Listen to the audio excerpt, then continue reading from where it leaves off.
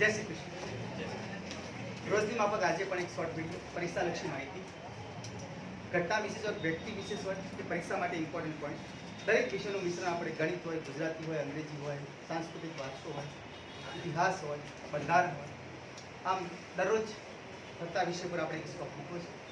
તો આજે એક ગણિતનો ઇમ્પોર્ટન્ટ પોઈન્ટ અવારનવાર પરીક્ષામાં પ્રશ્ન પૂછાય છે કે કેટલા વડે ભાગવાથી કે કેટલા વડે ગુણવાથી પૂર્ણ ઘન કે પૂર્ણ વર્ગ સંખ્યા બને। આ અવારનવાર પૂછાતો પ્રશ્ન। તો ટાઇટલ છે કેટલા વડે ગુણવાથી કે કેટલા વડે ભાગવાથી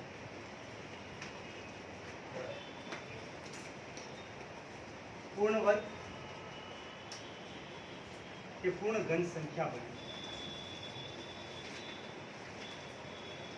કેટલા વડે ગુણો તો કેટલા વડે ભાગો પૂર્ણ ઘન સંખ્યા।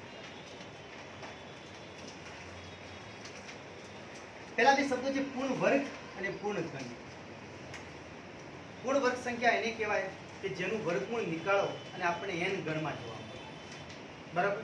એના મતલબ પ્રાકૃતિક સંખ્યા કાં તો z ગણનું વિચારો તો માઇનસ થઈ જાય। આપણે જાણો છો કે n, w અને z આમાં બધી ધન સંખ્યાઓ 1 થી સ્ટાર્ટ થતી આવે, w માં 0 થી સ્ટાર્ટ થતી આવે, 1 2 3 આ રીતે, z માં માઇનસ થી સ્ટાર્ટ થતી આવે। તો આપણે એવું કહેવા માંગો છો કે જે સંખ્યાનું વર્ગમૂળ નીકાળો જવાબ પોઈન્ટમાં ના આવે, દશાંશ ચિહ્નમાં ના આવે, એવી બધી સંખ્યાઓ જે કહેવાય ને પ્રાકૃતિક સંખ્યાઓ, અને w માં જે બધી છે પૂર્ણ સંખ્યાઓ, એનો અર્થ કે જેનું વર્ગમૂળ નીકાળો, 0 નું વર્ગમૂળ નીકાળો જવાબ 0 જ બને, 1 નું વર્ગમૂળ નીકાળો તો 1 જ બને, બરાબર। 1 પછી એવી કઈ સંખ્યા તો 4, 4 નું વર્ગમૂળ નીકાળો તો 2 બને। એટલે આપણે n ની સ્ટાર્ટ કરીએ ને કે જેનો વર્ગ કરો અને જે જવાબ મળે એ બધી પૂર્ણ વર્ગ સંખ્યા। એનો અર્થ થયો કે 1 નો વર્ગ કરો 1, 2 નો વર્ગ કરો તો 4, 3 નો વર્ગ કરો તો 9, 4 નો વર્ગ કરો તો 16, આમ 10 નો વર્ગ કરો તો 16। એટલે 1 થી 100 સુધીની સંખ્યામાં જાઓ, 1 થી 100 સુધીમાં તો 10 સંખ્યા એવી મળે કે જેનું વર્ગમૂળ નીકાળી શકાય, 10 સંખ્યાઓ મળે। કઈ કઈ તો 1 છે, 4 છે, 9 છે, 16 છે, 25 છે, 36 છે, 49 છે, 64 છે, પછી 81 છે, 100, આ રીતે 10 મળે છે। 1 અને 100 ની વચ્ચે કે તો હંમેશા 8 આવે, 1 થી કે તો 1 ને ભેગા લેવાના, અને 100 સુધી કે તો 100 સુધી 100 ભેગા લેવાના। પણ 1 અને 100 ની વચ્ચે કે કેટલી પૂર્ણ વર્ગ સંખ્યા તો 8 જ આવે, તો 1 ના આવે તો 100 ના આવે, આ ધ્યાન રાખજો। અવારનવાર એવા પ્રશ્નો પૂછાતા જેમાં આપણે તકલીફમાં મુકાઈ જાય। પૂર્ણ ઘન કોને કહેવાય? તો બસ જેમ વર્ગ કરો એમ ઘન કરવાનો હોય। 1 નો ઘન કરો તો 1 થાય, 2 નો ઘન કરો તો 8 થાય, 3 નો ઘન કરો તો આપણે 27, 4 નો ઘન કરો તો 64, 5 નો ઘન કરવા જશો તો 125। જો પરીક્ષામાં પ્રશ્ન પૂછે કે 1 થી 100 વચ્ચે કેટલી પૂર્ણ ઘન સંખ્યા હોય તો આ બાજુ જે સંખ્યા હોય ને પૂર્ણ ઘન કહેવાય, કારણ કે આપણું ઘનમૂળ નીકાળો તો આપણે n ગણની અંદર સંખ્યા જોવા મળશે, n ગણની અંદર 1 નું ઘનમૂળ તો 1 નું ઘનમૂળ કાઢો તો 1, 8 નું ઘનમૂળ કાઢો તો 2, 27 નું ઘનમૂળ કાઢો તો 3, 64 નું ઘનમૂળ કાઢો તો 4, 125 નું ઘનમૂળ કાઢો તો 5। આ રીતે એમ કહેવાય 1 થી 100 સુધીમાં પૂર્ણ ઘન સંખ્યા કેટલી તો 4। આ ખાસ યાદ રાખજો। 1 અને 100 ની વચ્ચે કે તો 3 આવે, તો 1 ભેગા નહીં આવે। આ 2-3 મુદ્દા ખાસ વારંવાર લખી એ સામે ચોપડામાં લખી રાખવા, તકલીફ ના પડે। એટલે આપણે આ બે શબ્દોથી વાકેફ થઈ ગયા, પૂર્ણ વર્ગ અને પૂર્ણ ઘન। જેનું વર્ગમૂળ નીકાળી શકાય ને n ગણમાં મળે એ બધી સંખ્યાને પૂર્ણ વર્ગ કહેવાય, જેનું ઘનમૂળ નીકાળી શકાય અને n ગણમાં મળે તો એને પૂર્ણ ઘન સંખ્યા કહેવાય।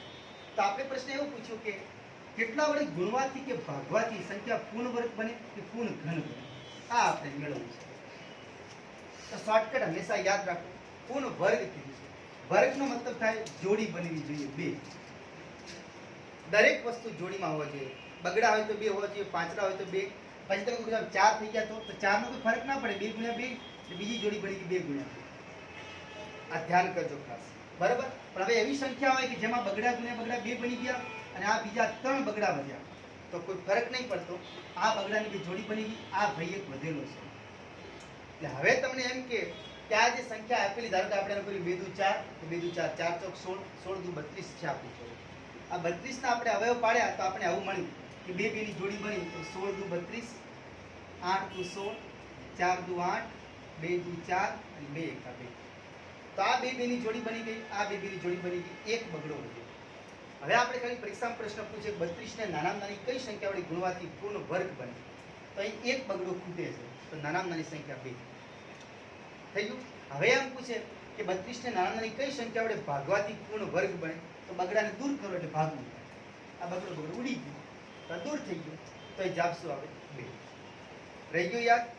કોઈ બી સંખ્યા આપેલી હોય તમને પૂછે કે એને પૂર્ણ વર્ગ બનાવી છે તો કેટલા વડે ગુણવા અને કેટલા વડે ભાગવા, તો જે જોડી સિવાય અંક વધે ને એને દૂર કરતા રહેવું, તો આપણે એમ કહેવાય કે ભાગ્યા કહેવાય. અને જે સંખ્યા એટલી વધતી હોય બગડો, તો આને બીજા બગડાની જરૂર પડે, તો આનો મતલબ કે બીજા બગડા વડે ગુણવા પડે, તો નાનામાં નાની સંખ્યા 2.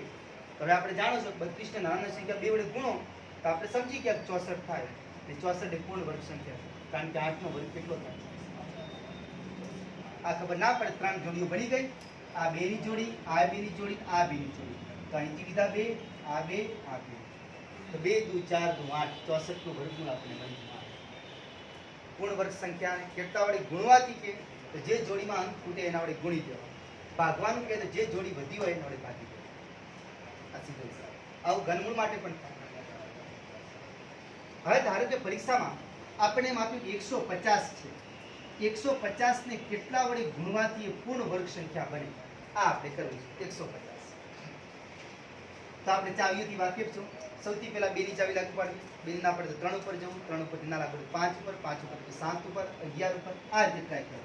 તો છેલ્લો આપણો 0 છે તો 2 ની ચાવી લાગુ પડે. આ 15 છે, 2 કરતા એકડો નાનો કહેવાય, તો 2 આંકડાને ભેગા સમજવા. 2 નો ઘડિયો બોલો 15 આવે તો 2 સિક્કા 14, એક વધ્યો 10 થયા, 2 50 10, 75 તો 150 થાય. સીધો હિસાબ થઈ ગયો. હવે બેકી આંકડો નથી એટલે 2 ની ચાવી લાગુ નહીં પડે, તો 7 ને 5 12 થાય, 3 ના ઘડિયામાં 12 આવે એ 3 વડે ભાગ થશે. 3 કરતા 7 મોટા, 3 નો ઘડિયો બોલો તો 3 દુ 6, લાવવાના હતા 7, એક વધ્યો એટલે 15, 3 કરતા 15. હવે 5 ને 2 7 થાય, 3 ની ચાવી લાગુ નહીં પડે તો 5 ની ચાવી થશે, 5 5 25, 1 હવે આપણને એમ કે 150 ને નાનામાં નાની કઈ સંખ્યા વડે ગુણવામાં આવે તો એ પૂર્ણ વર્ગ બની જાય. તો અહીં જોઈ શકાય 5 5 ની તો જોડી છે જ, તગડો એક વધે છે, બગડો એક વધે છે. એનો મતલબ કે બગડાની જોડી બનાવી હોય તો બીજો બગડો લાવવો પડે, આ આપણે લાવવો પડે. તગડાની જોડી બનાવી હોય તો બીજો તગડો લાવવો પડે. 5 તો બહાર નીકળી ગયા, જોડી છે. તો આપણે જે આંકડા નવા લાયા એ આપણે કેવું પડે એનું ગુણાકાર.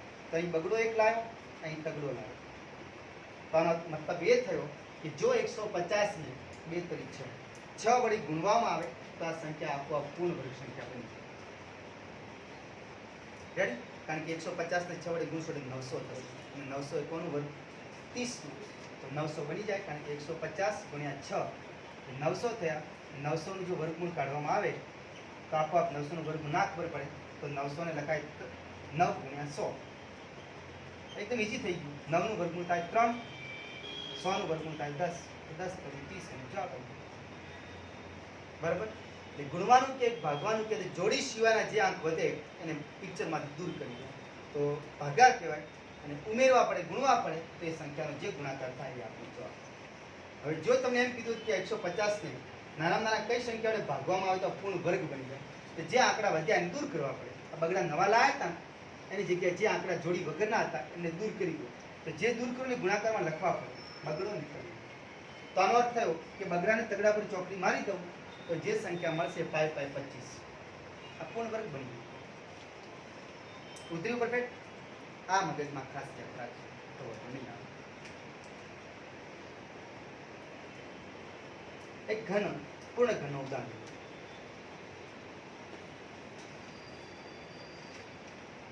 હવે આ દાખલામાં એમ કીધું કે 150 ને કેટલા વડે ગુણવાથી એ પૂર્ણ ઘન બને, તો આપણે અવયવ હમણાં જ જે પાડી દેવાનું.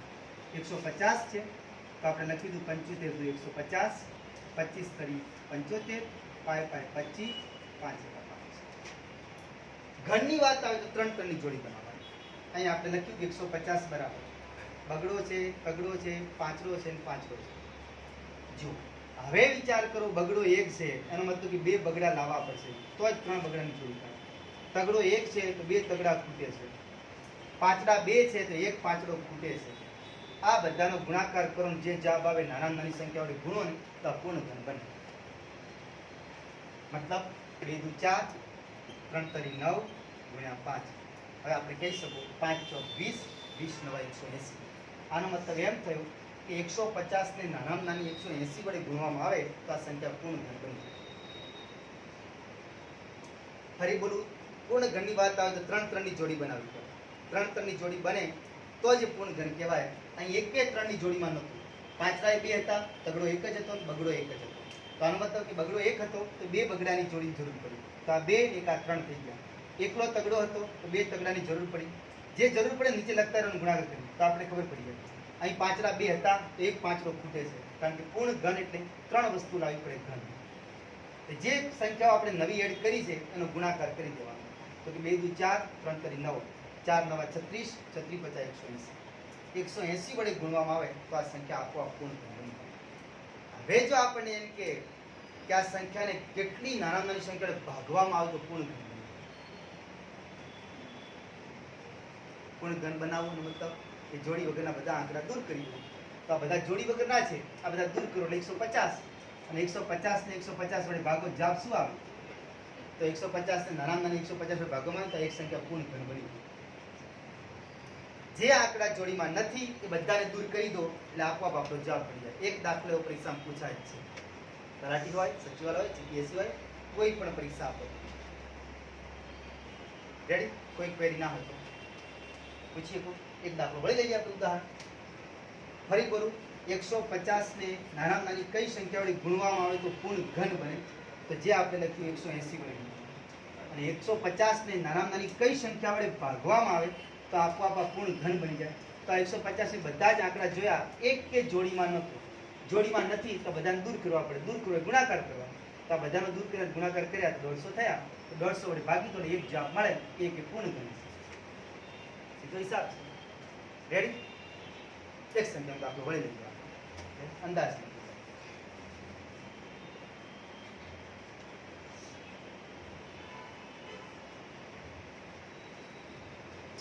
એક જ દાખલામાં 2 ભાગ કરવા. પૂર્ણ વર્ગ પણ કરી, પૂર્ણ ઘન પણ કરી.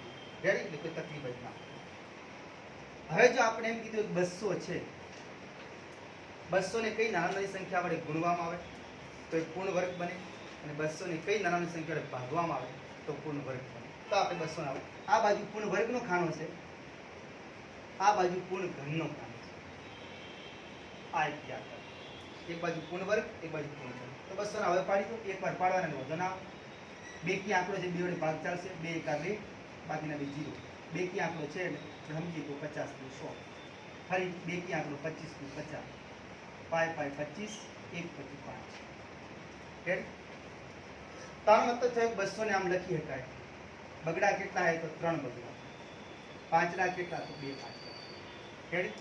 આ રીતે આમ પણ લખી થશે 200 બરાબર 3 બગડા છે અને 2 પાંચડા છે. વર્ગની વાત આવે તો 2 2 ની જોડી બનાવવાની. ઘનની વાત આવે તો 3 3 ની જોડી બનાવવાની. અહીં 2 બગડા તો છે જ, 2 પાંચડા તો છે જ. એટલે 2 ની જોડી છે અને 5 ની જોડી છે. એક બગડો વધી જાય છે. એટલે આની જોડી બનાવી અને ગુણવાનું કે તો એક બગડો ખૂટે છે. તો આનો અર્થ થયો કે 2 વડે ગુણવાથી આ સંખ્યા આપોઆપ પૂર્ણ વર્ગ બની જાય. કારણ કે 200 ને 2 વડે ગુણો તો 400 થાય. 400 એ પૂર્ણ વર્ગ છે. કારણ કે 400 નું વર્ગમૂળ નીકળતો 20 આવે. આવે જ ના? 2 વડે ગુણતા પછી તો હિસાબ થઈ ગયો. તો 200 ને 2 વડે ગુણો તો 400 થયા. અને 400 નું વર્ગમૂળ નીકાળો તો આપણે 20 જવાબ મળે. જે એનમાં આવે છે. તો આ પૂર્ણ વર્ગ સંખ્યા બની. હવે જો આપણે એમ કીધું કે 200 ને નાના નાની કઈ સંખ્યા વડે ભાગવામાં આવે તો પૂર્ણ વર્ગ બને. તો આ તમે જોયું, જે જોડી સિવાયનો આંક વધ્યો એને દૂર કરવો પડે. તેને દૂર કરવા શું કરવું પડે? 2 ને 2 વડે ભાગવા પડે. તો 200 ને 2 વડે ભાગી દો 100 થઈ જાય. 100 પૂર્ણ વર્ગ સંખ્યા છે. થઈ ગયું સીધો હિસાબ.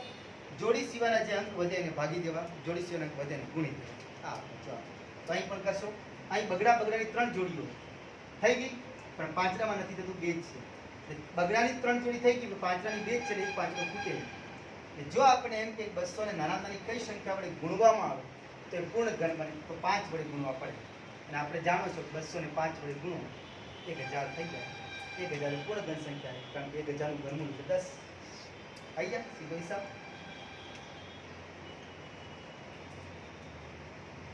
હવે જોજો, પેલામાં આમાં ફરક છે. પૂર્ણ ઘન બનાવવા માટે 3 3 ની જોડી જોઈએ, ત્યાં 2 2 ની જોડી. જે આંકડો જોડી વગરનો વધ્યો, એક પાંચડો ખૂટતો હતો તો 5 વડે ગુણવાથી આ પૂર્ણ ઘન બની ગયું. હવે જો કે 200 ને નાના નાની કઈ સંખ્યા વડે ભાગવામાં આવે તો આ પૂર્ણ ઘન બને. તો આ 2 પાંચડા વધે ને દૂર કરવા. તો 2 પાંચડા વધે છે ભાગવાનું કે દૂર કરવા પડે તો 5 ગુણ્યા 5 વડે ભાગો તો 5 5 ઉડી જાય. તો કેટલા વડે ભાગે? 25 વડે. તો આનો મતલબ કે જો 225 વડે ભાગવામાં આવે ને તો આ સંખ્યા પૂર્ણ ઘન બની જાય. છે સીધો હિસાબ. જોઈ લો 225 વડે ભાગશો તો આપણે જાણો છો 25 કા 25, 25 × 200, 8 સંખ્યા જવાબ મળી. 8 નું ઘનમૂળ નીકળે છે 2.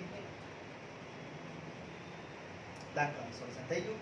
તો આ રીતે કોઈ પણ દાખલાનું પૂર્ણ વર્ગ કે પૂર્ણ ઘન કઈ રીતે બનાવી શકાય અને કઈ રીતે નાના નાની ગુણવાથી કે કઈ સંખ્યા નાના નાની ભાગવાથી પૂર્ણ વર્ગ અને પૂર્ણ ઘન મળી શકે, આ શોર્ટકટથી ત્વરિતતાથી જવાબ મળી શકે તો આપણે સેટ કરી શકીએ. ફરી મળીશું નવા વિડીયો સાથે. જય હિન્દ, જય ભારત.